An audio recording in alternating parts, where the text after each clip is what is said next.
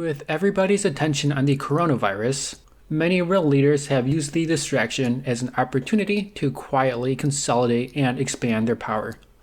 There are the usual suspects. Xi Jinping just arrested leaders of the Hong Kong protests, and the Kremlin has silenced Russia's most well-known independent journal. But there are also similar moves from smaller governments.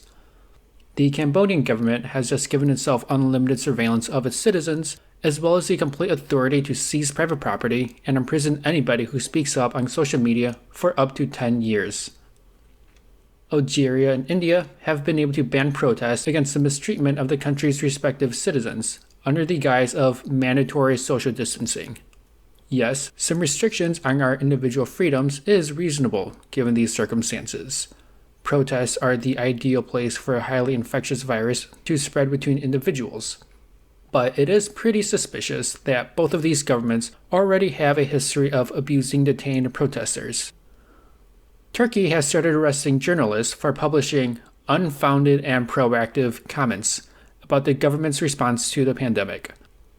Soon after, it was revealed that the Turkish rates of infection far exceeded that of countries who actually were prepared to fight the pandemic.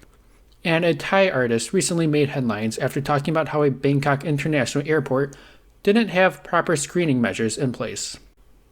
There is a difference between fake news and legitimate criticism directed at those in control, and this distinction is important now more than ever in this time of uncertainty, lest we open ourselves up to Big Brother's censorship. My next two videos will be focusing on two emerging dictatorships not mentioned in this video, one president in South America and one prime minister in Europe.